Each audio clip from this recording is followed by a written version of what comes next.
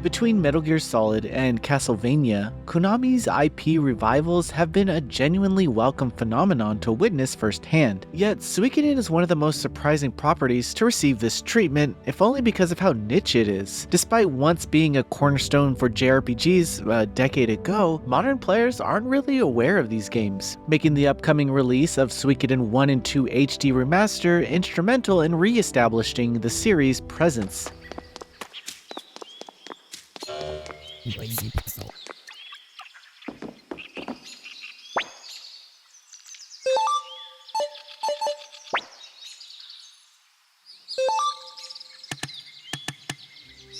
As someone who has only had passing vague experiences with the series over the years, playing a couple of them for just a few hours and never really finishing them, I was moderately thrilled by the HD Remastered announcement. It felt like the perfect opportunity to jump back in and give these beloved classics another honest shot. Now, after completing both entries in this compilation, I've gained a newfound appreciation for the love of this series, even if the two titles are far from equal. Both Suikoden I and II share the same general gameplay loop, which revolves around recruiting up to 108 characters during times of war. However, their context couldn't be more distinct. Suikoden, for instance, follows the canonically named Tyr in the Scarlet Moon Empire. As the son of the esteemed General Tiao McDowell, Tyr has quite a bit to live up to, but following in his father's footsteps quickly becomes out of the question. After witnessing and suffering from the Empire's treachery, Tyr and his close allies join a rebel group to put an end to the oppression. Meanwhile, Suikoden II takes place 3 years after the first game's event, following a new protagonist, the non-canonically named Ryo, and his sister Nanami, along with their childhood friend Joey. This time around, war erupts between two nations, the Highland Kingdom and the city-states of Joustin, causing even more tragedy. Making matters worse is Highland's prince, Luca Blight, a force of unbridled peril who has ruthlessly killed countless people and burned down several villages. Consequently, Ryo and the company go on the run, but eventually decide that enough is enough and form an oppositional force to halt the Highland Kingdom's advances. To be entirely candid, while I somewhat enjoyed what Suikoden brought to the table, Suikoden II blew it out of the water in particularly every way imaginable, with a more personal struggle, a far more compelling narrative through line, and believable bounds that raised the stakes. Suikoden II quickly became one of my favorite JRPGs ever made. It's one of those rare cases where even years of hype don't do it justice. Ultimately, the foundation that makes Suikoden II so strong is the friendship shared between its protagonist and Joey. These two experience a classic trope-filled tale of drifting apart and seemingly ending up on opposing sides, but it's executed very well here. You spend a surprising amount of time alongside Joey before parting ways, and the game does its absolute damnedest to sell the authenticity of their bonds, which it succeeds at tenfold. Suikoden II also brought back many familiar faces from the first game, with some playing major roles throughout, creating captivating threads that tie the overarching plot together. In contrast, Suikoden has only 2 or 3 standout scenes that I can recall. The overall progression is paced absurdly quickly, which doesn't exactly mesh well with such an expansive cast. Of course, you can't expect in-depth characterization for more than 108 characters. Still, even the core cast of the first title barely receives enough development to make you care about them. There are plenty of intriguing ideas here, but almost none of them are given time to settle, so I didn't really feel any emotional investment for nearly the entire game. The only bond that gets notable regular attention is between Tyr and his attendant/friend Gremio. That said, Gremio's mildly meddlesome personality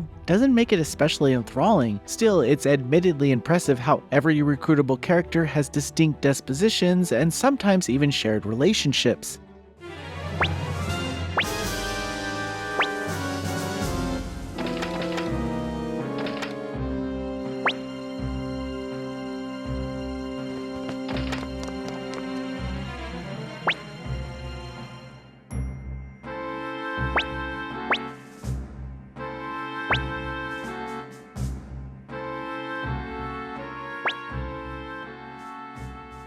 My differing levels of enjoyment also extend to their gameplay though, which despite starting from the same bases, feels significantly different. Both entries let you have a maximum of 6 party members in turn-based encounters, and magic is accessed via equipable items called runes. The spells are all fairly straightforward. Thankfully, due to the massive potential roster, various measures ensure you're not forced to grind endlessly for individual characters. For instance, underleveled allies can gain experience rapidly in higher level areas, catching them up within a few battles. Additionally, character customization is limited to equipable runes, armor, accessories, and items. Everyone keeps the same starting weapon, which can be then upgraded by the blacksmiths. These design choices make Suikoden far less intimidating than you might expect, at least regarding combat. Optional endeavors such as character recruitment, however, can be overwhelming if you're trying to experience them fully. On the bright side, both games are relatively short by JRPG standards, which is around 20 to 30 hours to complete, making the idea of replays not totally out of the picture. Given how many party combinations are possible, it is worth trying to go back and recruit all 108 potential characters. Now, returning to my differences in enjoyment, Suikoden was often comically easy and rarely required much thought. In fact, I barely felt the need to use ruins until the final boss. Simply spamming physical attacks was enough for most of the game. On the other hand, while still not all that demanding, Suikoden II prompted more careful consideration for my equipped runes and items, especially for boss battles. It's worth noting that these HD releases include easy, normal, and hard modes, and I played both on hard, which never felt truly challenging. Both Suikoden I and II also include duels and army battles. Duels are one-on-one bouts at pivotal story moments, following a rock paper, scissors combat logic. These confrontations are usually climactic and enjoyable mainly for the spectacle, intensifying the gravity of the narrative events. When it comes to army battles, this is one area where I preferred Suikoden to Suikoden II. In the first game, these large-scale clashes employ a straightforward rock paper scissors approach, and Suikoden II introduces more tactics, taking place on a grid, but these fights are also overly drawn out and surprisingly dull, moving at a snail's pace with very little player input.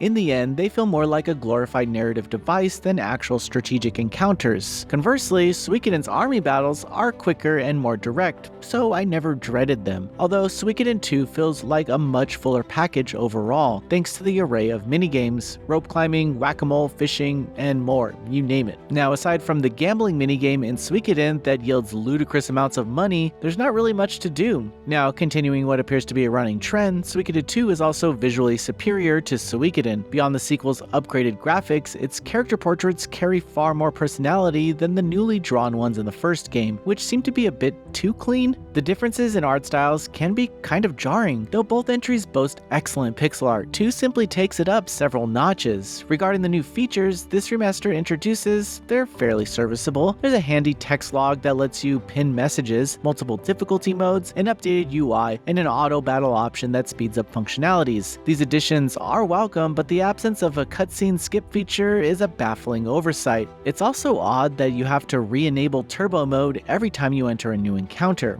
All told, Suikoden I and II HD Remaster marks a very welcome resurgence of a JRPG mainstay that disappeared far too long ago. Despite my mixed feelings on the first entry, this compilation effectively brings Suikoden back into modern gaming spheres with remasters that make it more accessible than ever. I'm especially excited for newcomers to discover Suikoden II for the first time, since it's truly one of the genre's greats, and if you're trying to buy it used, it can fetch a high price. But anyway, here's hoping the rest of the series, which includes Japan-exclusive visual novels, receives the same remastered treatment. Noisy Pixel is giving Suikoden I and II HD Remastered a 7.5 out of 10. Thanks for watching. This video is brought to you by our supporters on Patreon. Noisy Pixel is run by a group of gamers providing independent gaming coverage through news, reviews, previews, and more. Check out our Patreon to help support our continued growth, and subscribe to keep up with all our future content.